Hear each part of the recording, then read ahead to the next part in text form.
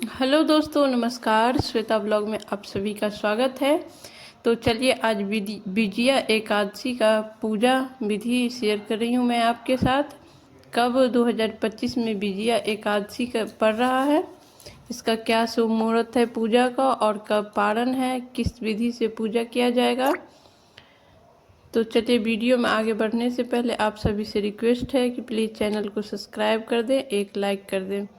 तो विजया एकादशी फागुन माह में कृष्ण पक्ष में पड़ने वाली एकादशी को हम विजया एकादशी के नाम से जानते हैं। इस दिन भगवान विष्णु का पूजा किया जाता है और साथ में श्री राम भगवान का भी पूजा किया जाता है, क्योंकि विजया एकादशी का व्रत जो है सबसे पहले श्री राम भगवान ही किए थे। भगतलव्य ऋषि के कहने पर उन्होंने लंका पे विजय पाने के लिए श्री राम भगवान ने सबसे पहले ये व्रत किए थे, इसीलिए श्री राम भगवान का भी पूजा किया जाता है। और एकादशी तिथि जो है वो श्री हरि विष्णु के नाम से समर्पित है, उनको समर्पित है। तो इस दिन विष्णु भगवान का भी पूजा किया जाता है। विजया एकादशी व्रत करने से हमें सभी प्रकार का विजय प्राप्त होता है। मुख्यतः विजया एकादशी विजय प्राप्त करने के मंशा से किया जाता है। तो चलिए इस बार जो है 2025 में विजया एकादशी कब किया जाएगा। विजया एकादशी 2025 में जो 24 फरवरी को किया जाएगा इस बार। तो इस व्रत को सभी लोगों को करना चाहिए, और इस व्रत को करने से सभी तरह के, अभी के समय में तो राम रावण नहीं है, लेकिन जीवन में जिस भी चीज़ पे आप विजय पाना चाहते हैं सभी में आपको ये फल प्राप्त होगा, विजय प्राप्त होगा। तो चलिए देख लेते हैं पूजा विधि। सुबह हमें नहा धो करके जो है आ जाना है, शुद्ध वस्त्र पहन लेना है, धुला हुआ होना चाहिए, और कोई भी पीला कलर का आसन बिछा लीजिए, चौकी पटा जो भी बोलते होइएगा वो ले लें। और इस दिन कलश स्थापन किया जाता है और कलश का दान भी किया जाता है। तो नया कलश ले या फिर मिट्टी का कलश ले, या तांबा पीतल का ले रहे हैं तो नया ले लीजिए। अगले दिन जो पारण होगा उस समय आप इस कलश को भी दान कर दीजिएगा। उसमें गंगा जल, शुद्ध जल भर लेंगे, थोड़ा सा हल्दी फूल डाल करके 5 पल्लव, और उसके ऊपर अगर विष्णु भगवान का मूर्ति है आपके पास तो उनको विराजमान कर सकते हैं। अगर मूर्ति नहीं है तो आप नारियल रख दीजिए। लेकिन जब दान होगा तो नारियल दान हो जाएगा, लेकिन मूर्ति को दान नहीं किया जाता है, वो आपको अपने घर में ही रखना है।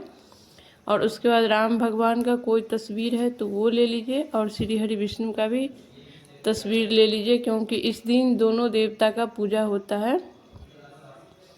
फिर सबसे पहले हम जला लेंगे दीपक। और एकादशी के व्रत में भी विष्णु भगवान को जो है पीला चीज़ बहुत पसंद होती है, इसलिए पीला कलर का कपड़ा बिछाना चाहिए आसन में।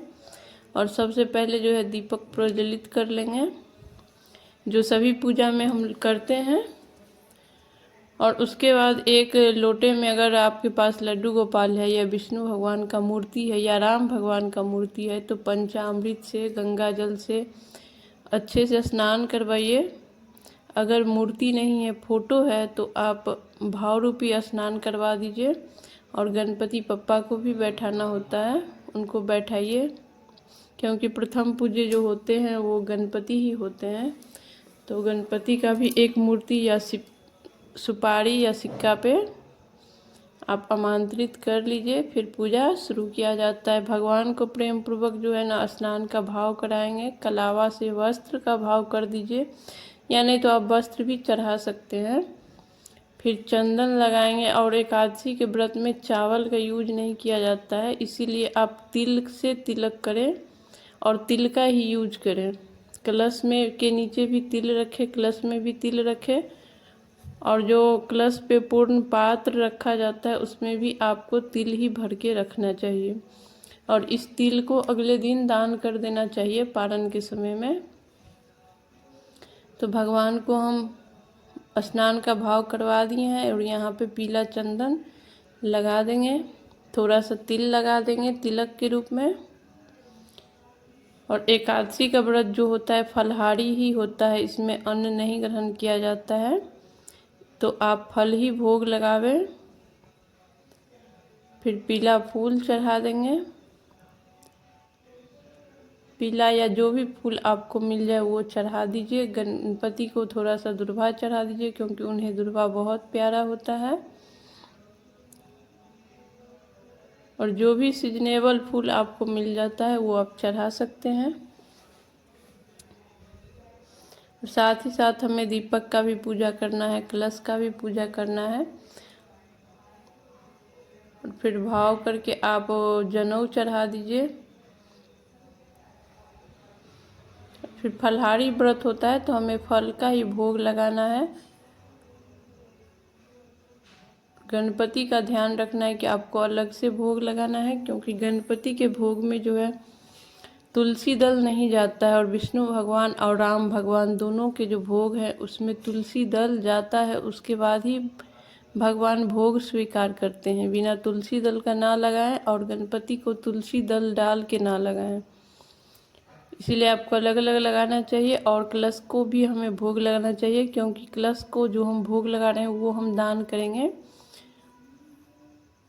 तो कलश के पास भी आपको भोग लगा देना चाहिए। फिर धूप बत्ती दिखा लेंगे और फिर थोड़ा सा जो है तिल और फूल ले करके, जो एकादशी व्रत कथा आती है या एकादशी महात्म आती है, उसमें सारा जितने साल में एकादशी आती है सभी का जो है कथा दिया हुआ रहता है। तो उससे आप विजय एकादशी का कथा सुन लीजिए। कथा सुनने के बाद जो हाथ में फूल और अक्षत रहेगा वो भगवान को चढ़ा देंगे, समर्पित कर देंगे। और थोड़ा सा जब कुछ ना कुछ आपको दक्षिणा ज़रूर चढ़ाना चाहिए, क्योंकि कितना भी आप तैयारी कर लीजिए कुछ ना कुछ कमी जो है ना वो रह जाती है। और उस दक्षिणा को अगले दिन जो हम पारण के समय में सीधा निकालते हैं उसी के साथ उसको भी दान कर देंगे, कलश को दान कर देंगे। कलश पे जो नारियल है, जो भोग प्रसाद हमने चढ़ाया, वो भी भोग प्रसाद आप घर में बच्चों के साथ बांट भी सकते हैं, लेकिन नारियल को दान करना होता है, दक्षिणा को दान करना होता है। फिर यहाँ से जो है पढ़ लेंगे विजया एकादशी का। एकादशी का कथा पढ़ने से होता क्या है कि आपका जो है ना आत्मविश्वास बढ़ता है। आप जो पूजा कर रहे हैं उसके बारे में आपको जानकारी ज़्यादा होती है, उस चीज़ से आपको लगाव ज़्यादा होती है। इसीलिए कथा ज़रूर पढ़ना चाहिए, या नहीं पढ़ पा रहे हैं तो सुनना चाहिए। इस चीज़ से श्रद्धा भाव जो है मन में ज़्यादा होता है। तो आप ज़रूर पढ़ लीजिए। और उसके बाद घी का एक दीपक या कपूर जला करके भगवान का आरती कर लेंगे। जो हाथ में फूल अक्षत था हम सभी को समर्पित कर दिए हैं। और भगवान से हाथ जोड़कर अपने जीवन में जितने भी दुख कष्ट है, जितने चीज़ पे आप विजय पाना चाहते हैं, सभी के लिए कामना कर लीजिए। और इसी कामना से जो है ना ये व्रत किया जाता है कि ज़रूरी नहीं है राम रावण का ही, जीवन में बहुत कोई बीमारी है, कोई शत्रु है, कुछ भी है, उस पे विजय पाने के लिए कामना की जाती है। फिर घी का बत्ती या नहीं तो कपूर से आप आरती कर सकते हैं सभी भगवान को। और इसमें जो पुस्तिका में है ना आरती दिया हुआ है तो वो पढ़ के कर सकते हैं, याद है तो। इस चौकी को जो है कल हटाएंगे, आज नहीं हटाएंगे। और शाम को जो आप फलाहार बनाइएगा उसका भोग लगाइएगा। और एक दीपक जला करके शाम में शाम बत्ती कर दीजिएगा। और आरती जला के रात को जो है ना आरती कर दीजिएगा। अगले दिन पारण किया जाएगा व्रत का। और 25 फरवरी को जो है ना पारण है इस व्रत का। 6:57 से 9:08 तक है, तो इसके बीच आप पारण कर लीजिएगा। और पारण करने से पहले सीधा निकाल दीजिएगा। और जो कलश है वो दक्षिणा और जो फल आप देना चाहते, जो भी दक्षिणा देना चाहते हैं वो सब दान कर दीजिएगा। तो आज का वीडियो यहीं पे समाप्त करते हैं, फिर मिलेंगे किसी नए वीडियो के साथ।